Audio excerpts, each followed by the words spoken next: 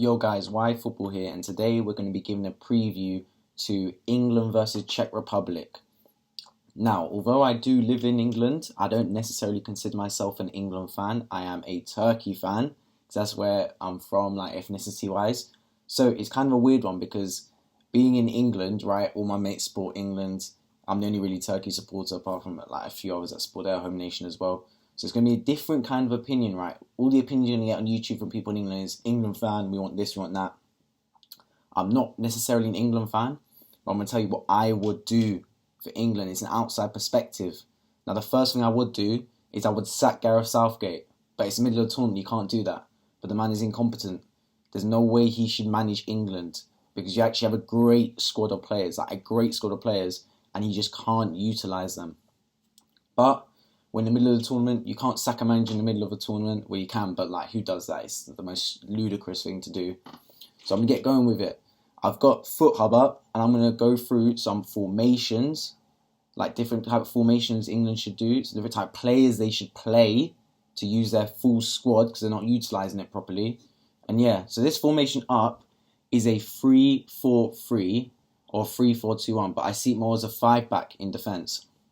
Now, Gareth Southgate, this man, he knows, okay, I give it to him, he knows the liability, which is the goalkeeper and the defence. The goalkeeper, Jordan Pickford, should not start for a Champions League or Europa League club, and he's starting for England.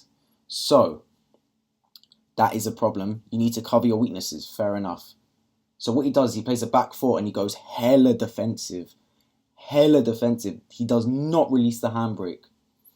Literally, they scrape a 1-0 win against Croatia. They draw 0-0 against Scotland.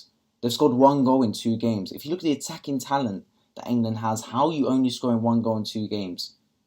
But yeah, they need to definitely accommodate the goalkeeper Pickford because he is their best keeper. I would have actually maybe played Dean Henderson maybe, but he's injured now, he can't play. John Stone should not get minutes, and that flipping, what's the key's name, Ramsdale, that we're getting linked to actually Arsenal, he should never touch the floor in his life. I do not rate that keeper at all. But yeah, Pickford starts. I'm going to put him in because he's literally the best of a bad bunch. Jordan Pickford. Right, so he's in at goalkeeper. It's a bit laggy, so it's not showing his card properly. There we go. Right, so go for a back three then. If you're that struggling that you want to play so defensive, just go for a back three and let all the players that aren't in defence do their thing up front. So that being said, Maguire would get minutes. I'm not sure if he's injured or not. If not, put Cody there or something. But it would be Maguire, Stones and Mings for me. Mings is left. Tyrone Mings, beautiful. Maguire in the middle because he's the slowest. Oh, I spelled his name wrong. Maguire. There he is, 82. And then Stones. Yeah, we'll just put his inform card, why not? So that would be the back three. So now you've got your defenders and your keeper. You don't have to worry about having so many defensive players on the pitch. That's your back three. I would use this system. Okay, I won't really use it too much against Czech Republic because they're not really going to attack, man. But when you're getting like attacked, teams like when Portugal, Germany, France, Belgium, teams that will properly attack you and you'll get tested, just go for a back three. Literally, why? I don't know why he has to force the back four all the time. Now, the left mid and right mid, in my opinion, the most important positions on the pitch, you need players that will go up and down. Yeah? So you need attacking and defensive players. Left mid, call me biased, whatever. Say he shouldn't start for England. I'm going for Bukayo. I'm going for Bukayo Saka. I'm sorry. He's played left wing back for Arsenal. He's played left wing for Arsenal, right wing for Arsenal. Give the brother a chance. Trust me. You can call me biased, whatever. He will play well in that position. I can see him playing so well for England. He played so well for us, whipping in crosses and making chances. But we had flipping Aubameyang who did nothing all season and players like that. Give him a chance left mid, man. Or left wing back / left mid. He'll make something happen, I promise you. Now we need the right mid. Now, here you've got a few options. For me, I would go for the most attacking of the right wing backs, and that's going to be Reece James. Or you can go for Kyle Walker. I'll just go for Reece James, just because he's attacking right. He can whip the ball in. Like, why not? He gives a different dynamic to the game. So the two sentiments, this part's important. I believe you need one defending and one attacking. That's how it be. When I say one defend, I don't mean like defend. I mean that can push the ball forward, ball carrier type. So for the defending one, you either go for me, for Rice, Henderson, or Calvin Phillips, one of the three. I'm actually going to give the benefit to Calvin Phillips because his first game against Croatia, he was amazing. Literally really good. Where is he? Did I butcher his name? I'm just going to type Calvin, man. Calvin. He literally played really well against Croatia. Like, he held down the midfield. I don't know why he started at the start, to be honest, but now I see it was really good. So I'm going to give him the nod, but really it could be Rice or what's the geezer's name?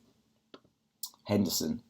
Now, the other midfield position, this is where I think England actually lack a player. I'm talking granted he's not the best, but like a Paul Pogba, a Thomas Partey, someone like that. Someone that can like take the ball from defence to attack, the bridge, box-to-box player. I don't think England have one. Like, I'm looking for the team list now. I don't see a single box-to-box player there. There's no one. So for me, why not? People are gonna say, "Oh, why are you putting him in?" I know he's only 17. Trust me, I know he's only 17, but why not give Jude Bellingham a go, man? Why not? Why not? Why are you playing these knacks old players? Just because they're experienced doesn't mean they're good all the time. Because I'm playing Bellingham, I might actually swap Phillips out for someone like Henderson, just to have the experience next to Bellingham. But he's playing the Champions League. I know, forget his age, 17. He's playing the Champions League. He knows the scene. He knows how to play the football, man. Just because of his age, don't leave him out. Give him the experience, man. One player ain't gonna... Why are people acting like putting him in is going to destroy the whole team? He can be a benefit. I love his game from back to front. So I'd actually swap Phillips for Henderson if he's fit, but we'll keep Phillips in for now. So, left forward. This position has to go to this player, man. I don't know why Southgate doesn't give him minutes. Jack Grealish, man. He has to get minutes at left forward. Has to. He's an outstanding playmaker, creator. When he has the ball, the defenders get attracted to him, which gives space to the other players on the pitch. He has to get minutes. I don't understand why he's not playing, to be honest, at all.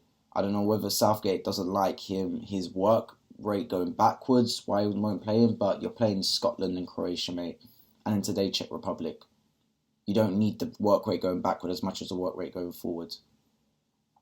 Grealish has to start for me. He starts against everyone. He's not the number one name on the team sheet, but he's one of those.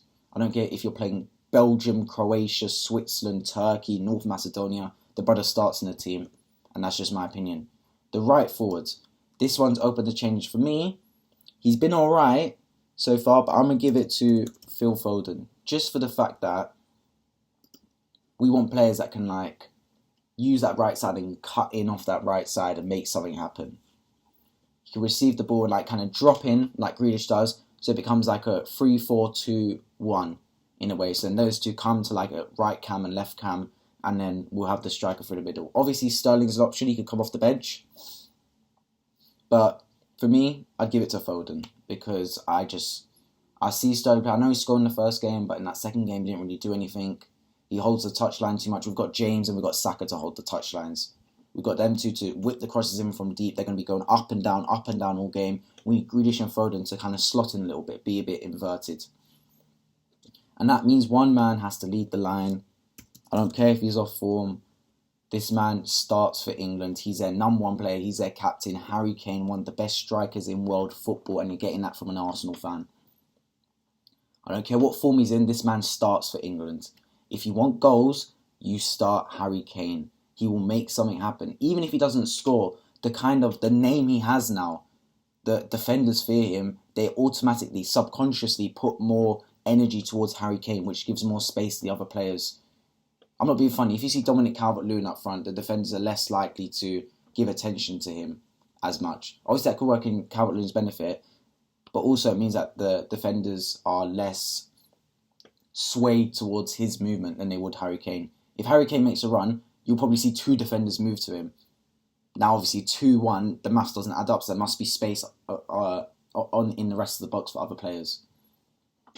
For me, Harry Kane starts. So this would be my team. I'd maybe swap Phillips for someone... Oh, I didn't mean to do that.